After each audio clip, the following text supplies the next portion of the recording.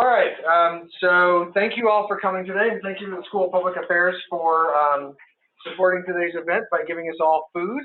And of course, thank you to the board of the School of Public Affairs THC Student Association for all the hard work that you've done to make this a really excellent semester. I think it's been exciting and fun, and this is one of our last big events, so that's great. On the line, we have Dr. Scott. There were some technical problems today and before, so we've got, we're going to listen to Scott. But we're not going to be able to see him. Oh. But I wanted to give a brief introduction to Dr.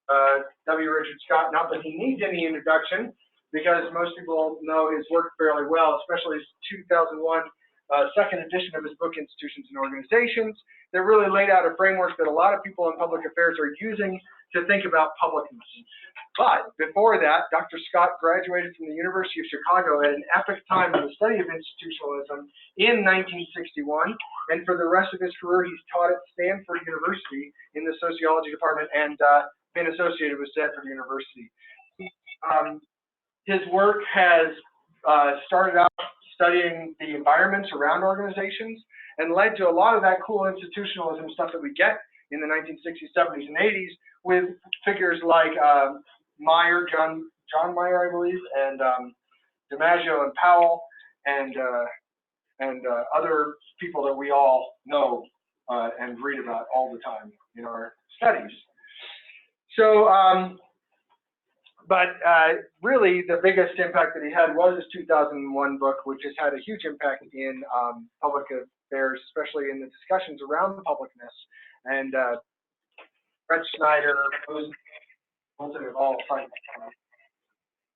that's just in our field. He's had an impact in almost every field that we can name. So rather than go on and on and on about who Dr. Scott is, because I think that a lot of his amazing work, I'd rather start by asking him, by getting first dibs on the first question. What I really wanted to do is lay a foundation for our conversation by asking Dr. Scott, if you could, to give us a basic introduction or a basic definition of institutions and organizations so that we know where we're starting from.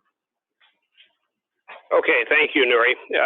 We've become good friends over the last 2 months as we've tried to work out this conference connection. As you know, I live in an obscure valley in California, and we're very immune from technological development. And so we've had trouble making the damn Zoom connection work with my computer. So I apologize that all you'll see is maybe a picture of me and my mouth won't be moving. But I promise you I'm really here and I'm really talking. I'm not a bot. And so I'm glad to join you for this conversation. Let me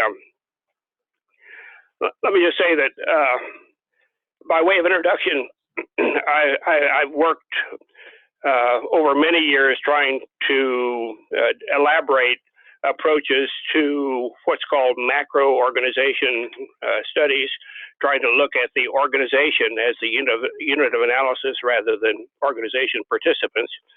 And very early on, we began to try to conceptualize more clearly the environment within which these organizations were operating. And so that's been a lifelong project for me. I began, one of the important developments for me was working with John Meyer collaboratively in the 1970s. We were looking at school systems and school districts and beginning to realize that most of the technical explanations, the complexity of the task and the complexity of the environment as measured by exchange flows and so on just weren't very helpful in terms of explaining the stability and order of school systems. And so we began to look for other possible sources of influence. So we began to focus more on the shared and standardized cultural meanings, the templates that are available to shape the way in which organizations grow and so on. So I pursued that work for a while, but then I had a sabbatical year in 1989-90 and went to the Center for Advanced Study. It was a long way from my house, about 2 miles from my house up on the hills above Stanford University. but it was a national center that was separate from the university and provided a good hiding place for a year's work. And rather than try to write another 2 or 3 articles or finish a research paper, I decided this was the perfect year to spend trying to get my head around the full range of things that are called institutions in the social science literature. And so I read for the year. I read the work of the economists, the work of the political scientists, the work of the cultural anthropologists, the work of the sociologists, the work of the a variety of public administration, a variety of groups that have tried to understand the meaning of institutions.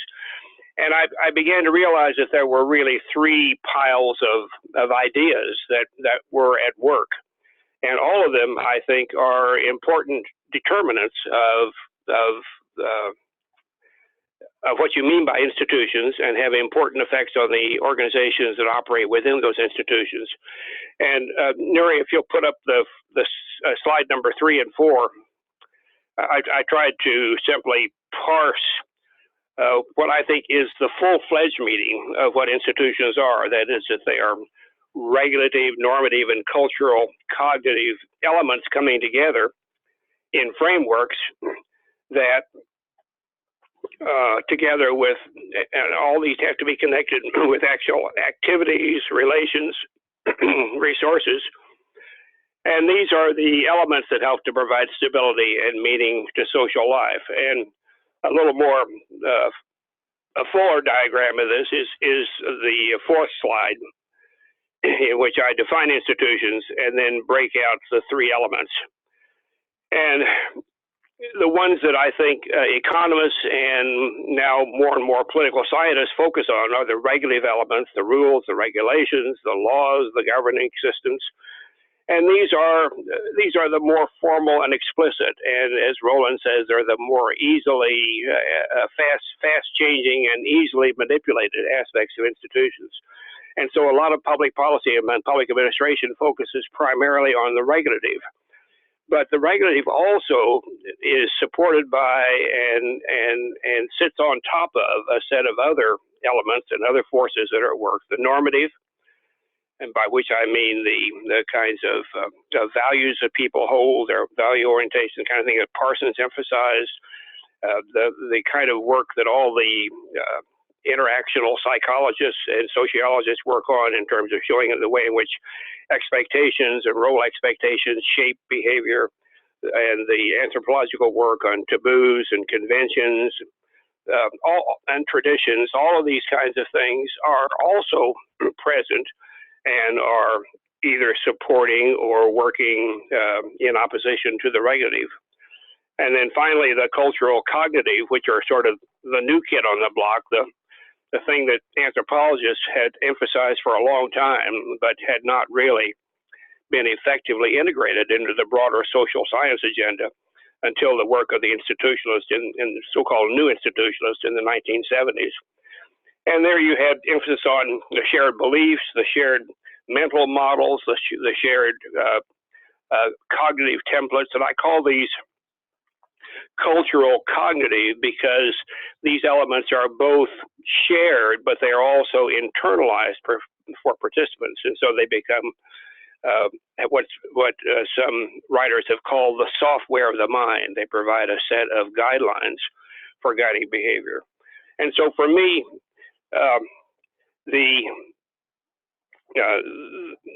there's a kind of a nested set of institutional elements that begin with the more informal and tacit and taken for granted elements that's sort of the cultural cognitive foundation, and out of which I think develop through interaction a set of values and expectations and norms, which in more formalized and modern societal contexts are joined by a set of rules and regulations and attempts to specify in a more precise and formal way what these expectations and requirements are.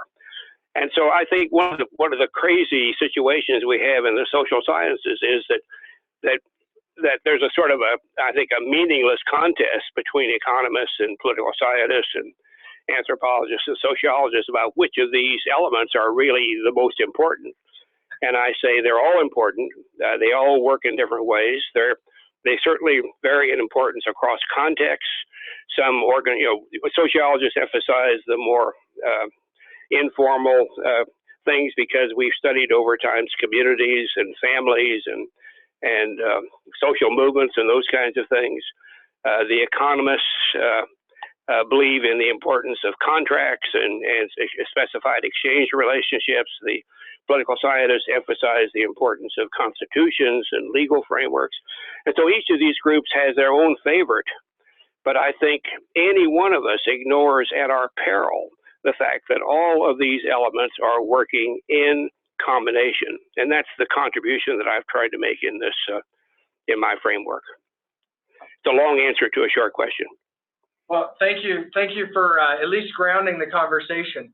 So now I'd like to open it up to questions from the room, and then questions from anybody on Zoom thereafter. We'll start with, go ahead, Christine. Thank you for being with us, Dr. Scott. I'm Christine Martell. I'm on faculty here.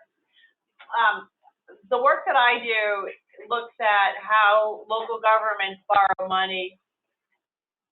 And one of the literature shows us that the institutional environment matters. Now, you've identified the regulatory and the more normative aspects of that. Obviously, it's easier for us to measure and control for the regulatory environment. To what extent does that capture the full range of the underlying institutions, and can we be satisfied with that as a measure? Or to what extent is there a gross deficit in our methodologies by only focusing on the regulatory, formalized, more measurable types of institutions?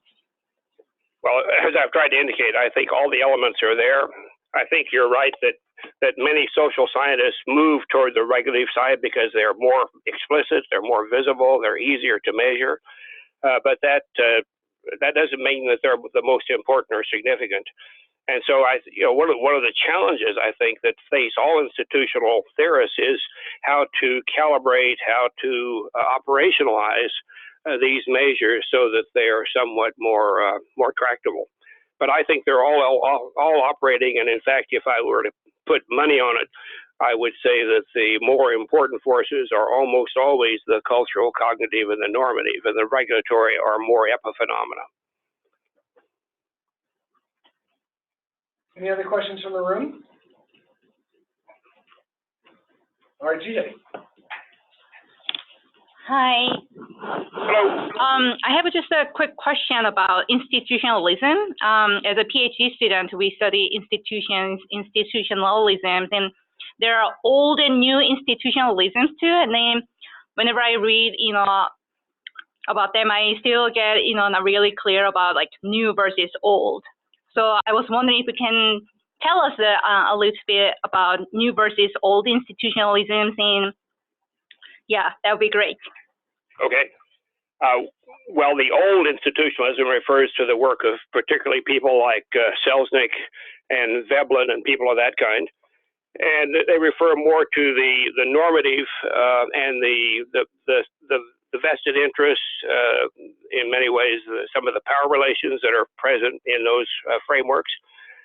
Whereas the new institutionalism emphasizes the cultural cognitive, the shared beliefs, the shared meanings, what are now called the logics, institutional logics. And so I think for a while in the 70s and 80s, there was this pretty unproductive dialogue between old versus new. And from my standpoint, they're simply family quarrels, squabbling over the relative importance of one or another set of the elements. And I say that we should settle those disputes not by talking about, well, I really like the old emphasis on vested interests and sunk costs and those kinds of things, versus the people say, no, it's all about the shared logics and that sort of thing. I think those disputes should be settled empirically. In some situations, the cultural cognitive will be more important. In other situations, the regulative or normative will be important. And so, but if we have the full set of conceptual tools, we can think about the extent to which one or another is causing the phenomena. So I think the old new debate was a phase we went through, largely unproductive, and we ought to move on. Thank you. Yep. I'm going to take the next question. I'm combining a question that I have with a question of someone that someone sent me before the discussion started. And that is that we noticed, or we were talking about it, and we noticed that there's this pattern that seems to happen, like for instance with gay marriage, where first the normative and the cultural cognitive pillars of the institution shift away, and then the regulative the regulative pillar of the institution, in other words, the law, shifts afterwards, thereby legalizing gay marriage. We see the same thing with racialized segregation in the South in the 1960s. Then Flickstein also points out the same thing in some of his work. So I wonder if there's but you mentioned that it's easier to change the regulative pillar of the institution than it is to change the other two. So I wonder if there's a pattern to how institutions change, if it's fairly predictable, and how can public managers and public policy makers use that pattern to try and to make institutional change happen. Well, I think your characterization of those important changes, gay marriage and so on, is correct. That is, the underlying belief systems and practices changed long before the regulatory and legal apparatus caught up with it. But I think, again, I would say that I don't think there is, I don't like this notion that there is sort of one master template for explaining institutional change. Sometimes the law, can be used as a lever to force people to rethink what they're doing and begin to engage in new practices, which then begin to give rise to new expectations, which then are supported by the changing beliefs. And so sometimes the regulatory framework can be in the forefront, can be the tip of the arrow. I think that the most important thing I would say about this is that, well, several things. One is the misalignment of these elements is one of the really fundamental sources of institutional change. When these elements are in discord, for example, during the Prohibition era, where everyone knew it was illegal and everyone still drank, they created great pressure until those institutions, until the formal structures were finally changed to reflect the reality. But I don't think there's a master narrative that explains institutional change. I think we need to look carefully at the way in which change occurs in different sectors, in different arenas, in different times, and that's good because it gives us all work to do. We won't run out of work. Okay. All right. Thank you for that. So another question then from the room. So my name is Jeff. I'm a first-year PhD student, and I am new to the academic side. I am a practitioner. Okay. So, I'm reading your definition of institutions. It's almost, from my perspective, I've been institutionalized. Good. So, in a way, it's saying that an institution provides stability and meaning for the social life. Mm-hmm. I'm curious, in your framework, and I'm not familiar. I almost, I'm seeing it almost from the inverse perspective, right? Where I'm in the institution and it's not bringing, and I'm trying to bring my meaning and I'm trying to bring stability to the institution versus the other way around. And I was just curious on your perspective on that. Thanks. Well, I'm not quite sure I understand the question. Would you state again what the question is?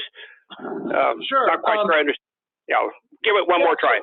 Yeah, apologize. So the definition says that institutions bring structure and meaning to social life. And from my perspective on being inside the institution, I'm trying to imbue the institution with a meaning that I interpret, specifically as an administrator. You know, I'm seeing the political landscape. I'm seeing the as a street level bureaucrat, I'm seeing my interaction with the stakeholders, and I'm trying to bring that meaning to the institution versus the other way around. Got it. Now I understand. Thank you. The tension you're talking about has been very central to the development in institutional theory over the last 20 years. In the early work, the work I did with John Mayer and the DiMaggio and Powell work, the great emphasis was on all the causal lines are from the outside environment to the organization, and the organization was and the participants in the organization were the passive recipient of these forces. And with the elaboration of Anthony Giddens, Giddens, the elaboration of his structuration model, it's a horrible name, but wonderful idea, structuration model, says that structures only exist to the extent that people are carrying on the actions so therefore actions are always occur in a context of an institutional framework, but they also are producing or reproducing or changing that institutional framework. And so with that perspective, you have a whole new current of work that's called institutional work that emphasizes the kind of work you're talking about, the kind of work that managers do, the kind of work that radical change people do, the kind of work that lobbyists do, that tries to say, okay, I know we're in this system, but how do we nudge it to move in this direction? And how do we either reproduce the situation we're in or introducing some kind of change into it? And so there's this constant interaction between the existing pressures of past beliefs, understandings, frameworks on the one hand, and a new set of people that are trying to modify, change, reproduce, carry on that framework. And that's really the work of everyday life. We're all engaged all the time in institutional work. That's why every night we are so tired. We come into these structures. I've been giving lectures at Stanford for 60 plus years, and I say, I know how to give a lecture. But every time you give a lecture, if your mind is engaged, you're constantly trying to add to that, to improve it, to make it clearer. And so even though, quote, I'm giving a lecture, and it's a lecture I've, quote, given before, it's always new, it's always different, it's always work.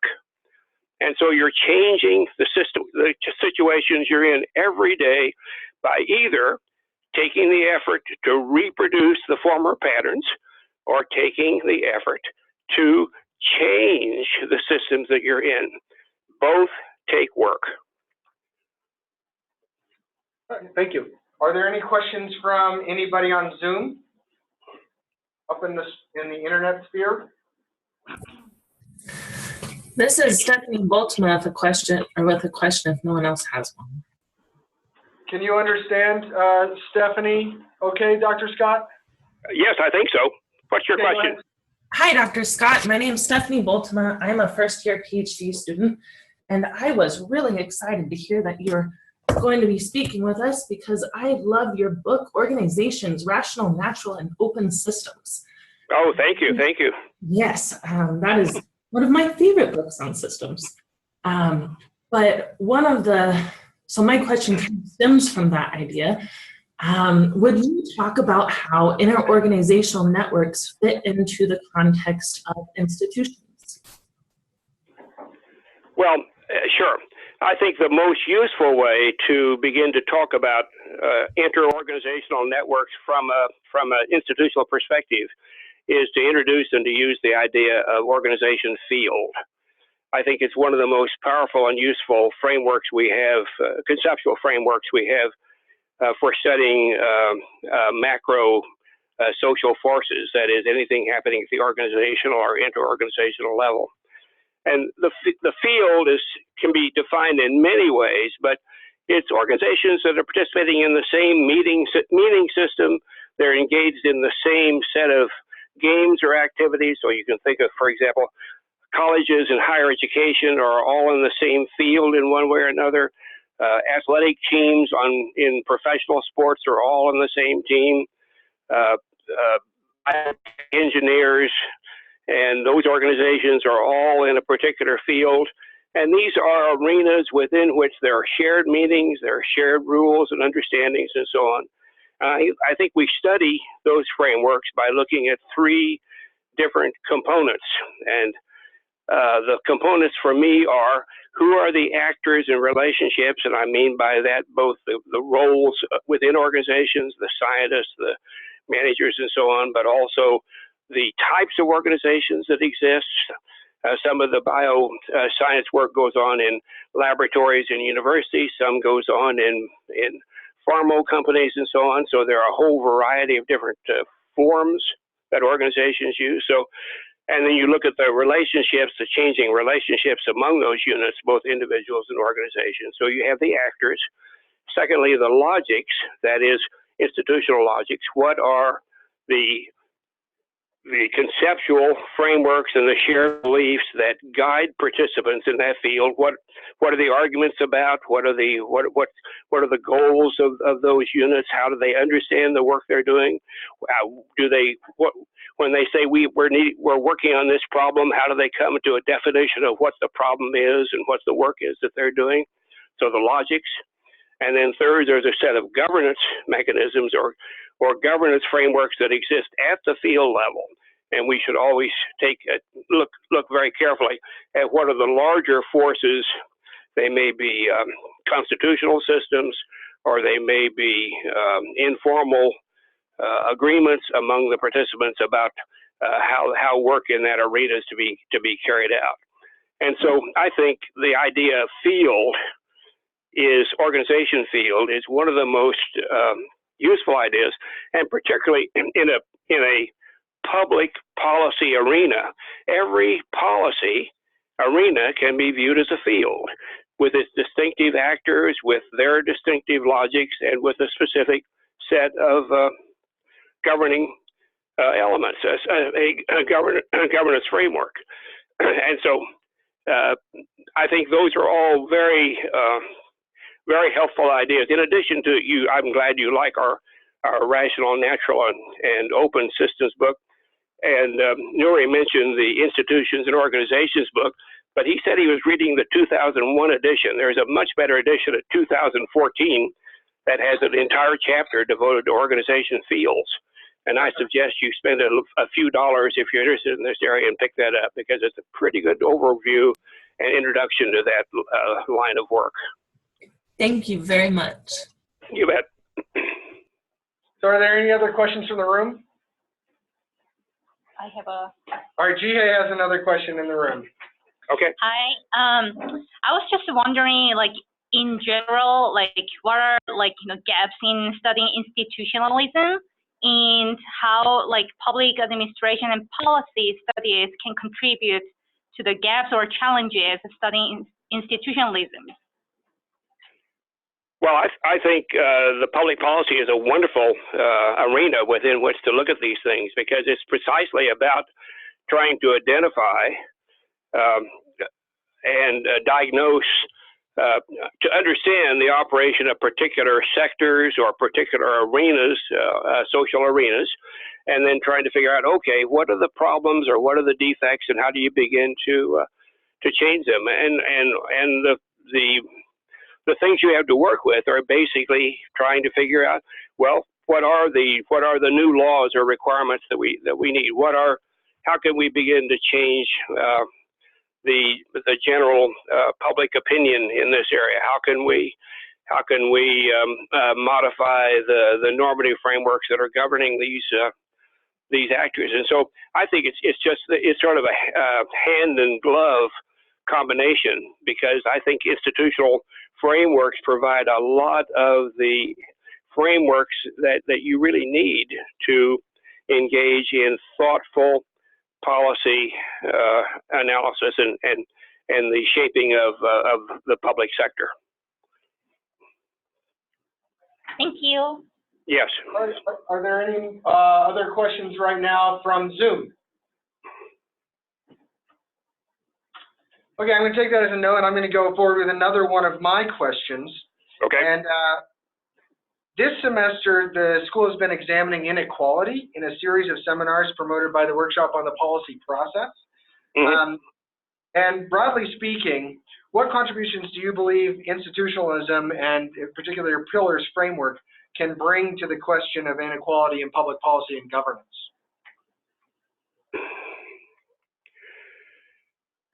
Well, that's a rather hard question to address. I think if I were approaching that, I would take a careful look at all the there's an enormous amount of research in the stratification arena that talk about the sources and the determinants of inequality, and those are, I think, ideas that could be pursued using an institutional toolbook. That is, to try to talk about, well, how do we begin to, what are the expectations that guided this arena? If you look, for example, at the current work on sexual harassment, there's a question of, well, what is it about these encounters? What are the cues that are picked up?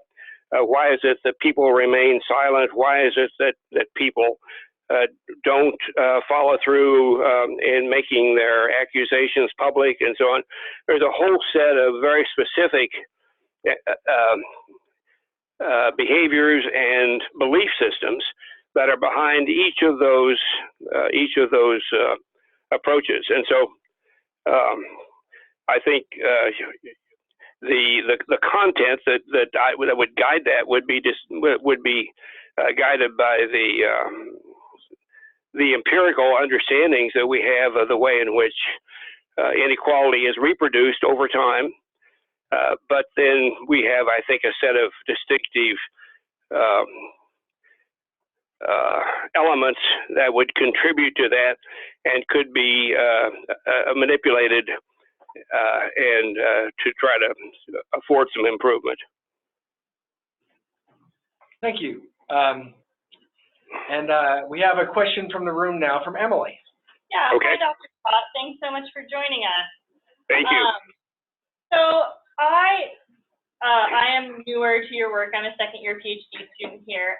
So this could be a very naive question, but I am curious if you have any familiarity with the institutional analysis development framework, Ostrom's framework. I assume so. Yes, I do. Okay. They're different areas. So yeah, Ostrom does very nice work. Yes. I didn't want to assume. So hearing about your 3 pillars, I feel like there are some similarities between. There are indeed. There's a lot of overlap between, because she takes particularly for an economist, she takes quite a broad framework, like Abner, Greif, and others. She takes a fairly broad framework that includes a lot of variables that economists often leave out, and they include many of the elements that I'm talking about. Yeah, so there's a lot of overlap and convergence there, for which I'm happy. Could you maybe talk a little bit about the similarities and the differences between your 2 frameworks, when yours might be more useful than the IAB framework and vice versa? Well, if I think it's perfectly all right to mix and match. If there are ideas in her framework that you find helpful, by all means run with them. If they can be supplemented with some of the arguments I make, then patch it together. I think I think it's not very productive to try to compare the whole framework, because in many ways we're talking about the same kinds of forces, but with slightly different labels or slightly different emphasis. And so that's one of the nice things about this area. There are a variety of very smart people that are working in this area, and you you can learn from each of them and make your own choice given the problem that the research problem that you're trying to solve. Okay, thank you. Yeah, I think in both cases, in some cases, if you ask me about Williamson's work, I could say pretty specifically what's different from my work and his. But in Ostrom's work, there's so much overlap that it doesn't seem to be a particularly productive direction to go and say, well, what exactly is different, and how do these frameworks compare? And I think in many ways there are two attempts to cover the same arena. Do you think that yours has any particular benefits for when it might, be particularly applicable rather than using the IAD framework? Or is that Do you think there's one that's? I think it depends on the question you're asking and the particular research problem you're addressing. I think many of these general questions are better approached by saying, okay, what is the question I'm trying to answer here? What is the situation I confront? And so I would be more opportunistic in saying, what do I need to understand this problem? Okay, thank you. Is there also something to with the level of analysis? Like your three pillars are looking at the organization level, and IAD framework is looking at individual level of analysis. I'm not sure if I am mistaken, but I was wondering if that's well, institutional frameworks go from the very micro, that is from, for example, the work group or the team, clear up to the transnational level. So they operate at all those levels. And in each one of these, individual actors, that is, particular people like you and me, are guided by and are contributing to the ongoing institutional frameworks that we participate in. So it's not just at the organization level. It's the structures within organizations, and it's the structures, and particularly the important structures that occur outside at the wider societal and international side that we should be attending to. Thank you. All right, any other questions from Zoom?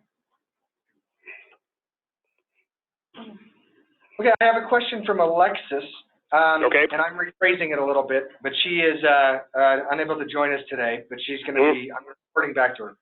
But in light of the impact that social media has had on a wide variety of social, political, and economic life, I'm thinking here about the influence of Russian social media on the recent election, for example. Yep. What effect do you think social media will have on institutional change and stability moving forward? I think we're still trying to figure that one out. It's a clearly an unknown and rapidly evolving new arena, and we were completely unaware of this kind of thing going on 5 years ago, and probably wasn't much of it going on, and it'll take a while for us to understand. But you can ask all kinds of institutional-like questions about how do these hackers operate, and what kind of inter-organization collaborations occur between them and domestic political systems. That's, in many ways, that's what the Mueller system is trying to look at, is what's the connection between these broader media hackers on the one hand, and domestic political institutions and parties and actors on the other. And so I think it's a rich arena about which we know almost nothing, and we better get smart fast. It is interesting that you phrased it as basically hacking the institution in a way. Well, indeed, it's undermining, certainly, people's confidence in. That's one of the things that's most distressing about the current environment that we're in.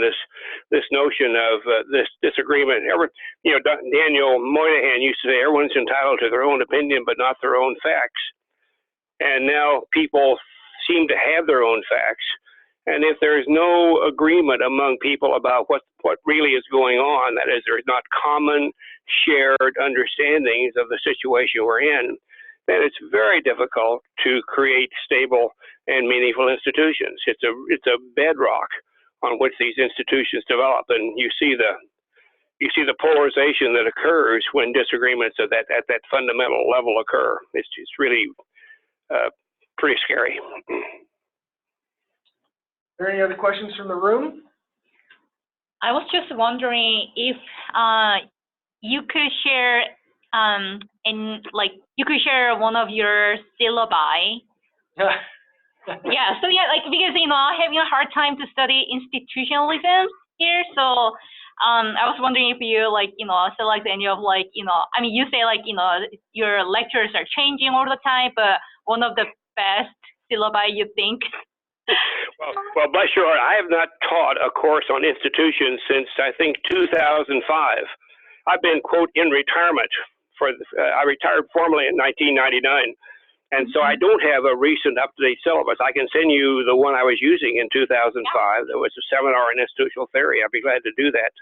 Yeah. But it will provide you with some of the classics and some of the basics, but will be sadly out of date. The most up-to-date thing I have is the 2014 book, plus the new chapter in the handbook on institutions that just came out.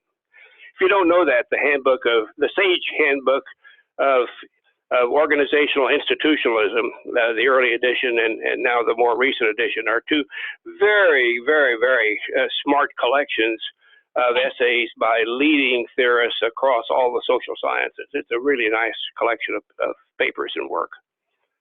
Okay, thank you so much. Yep, and so Nuri, if I send this to Nuri, can you distribute this old syllabus of mine to people? Yes, I certainly can.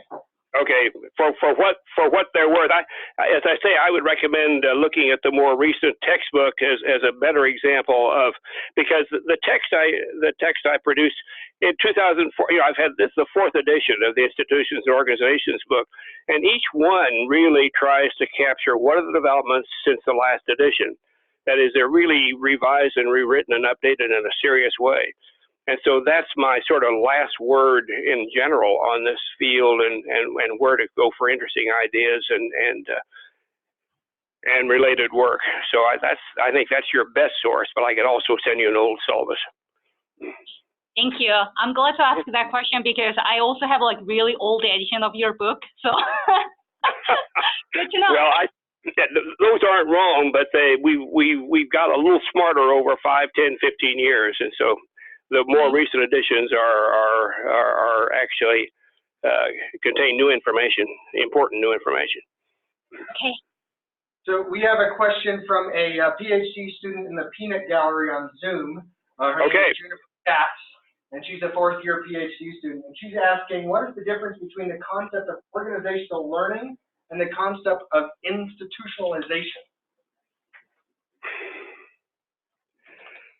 Oh, okay. Well, institutionalization is much broader. It's a much broader set of ideas that has to do with all the ways in which institutional systems are reinforced and so on.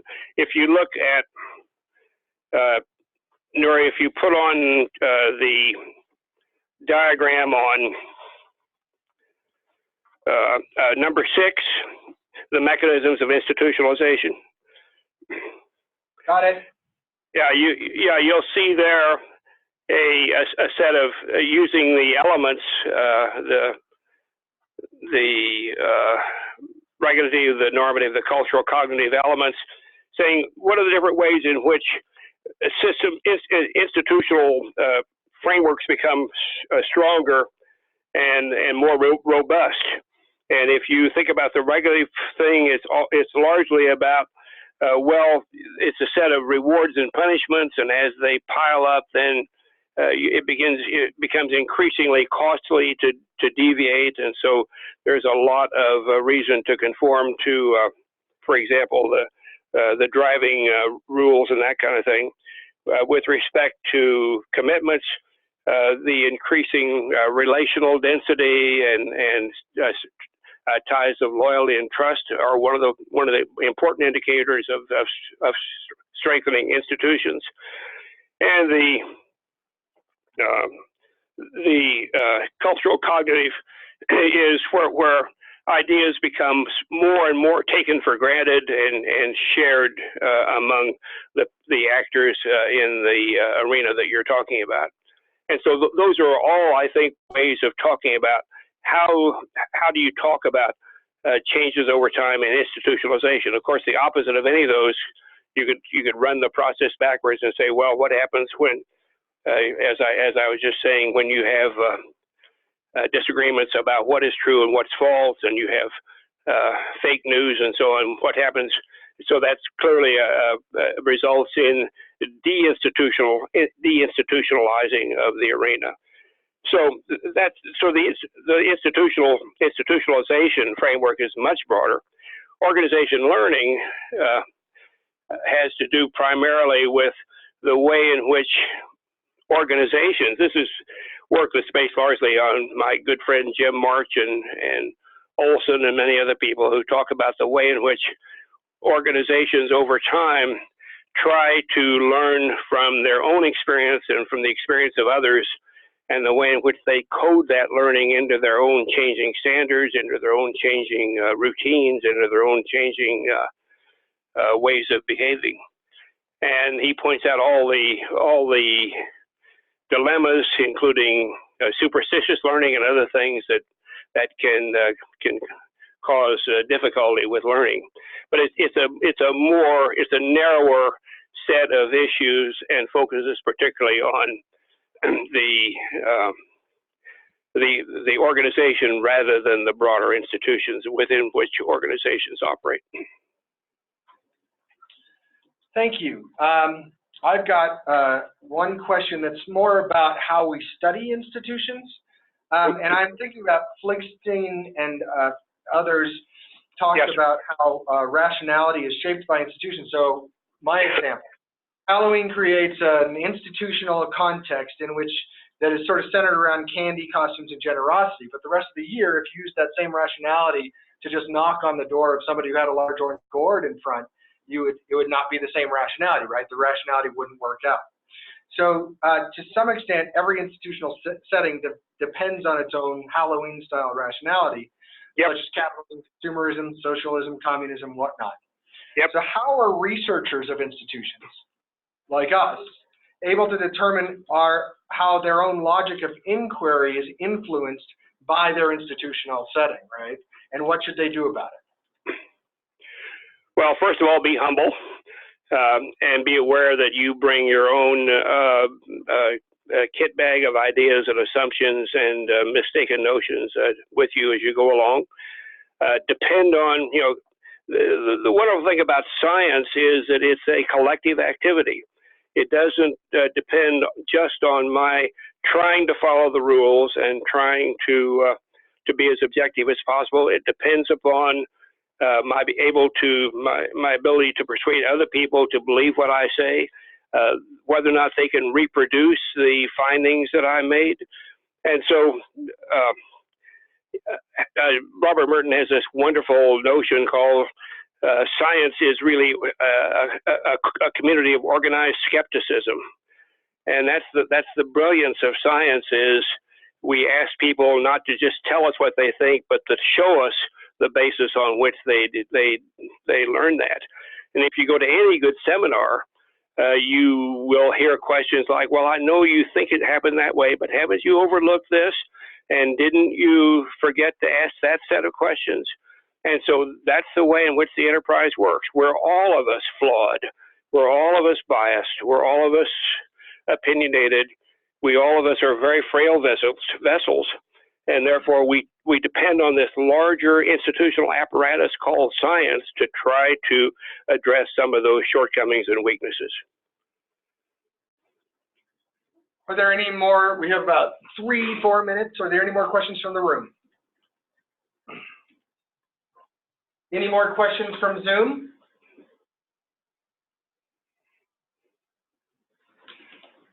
All right, then I will ask one follow-up question, again related to how we study these crazy things called institutions.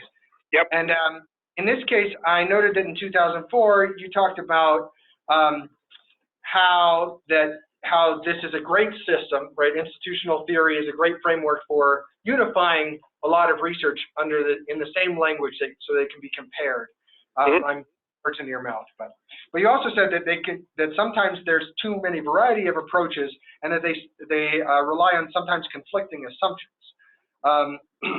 So in order to create this cumulative theoretical research program, again, those are your words, how can scholars make sure that they're contributing to that research program rather than relying on those conflicting assumptions? Or is it the same answer that you gave before?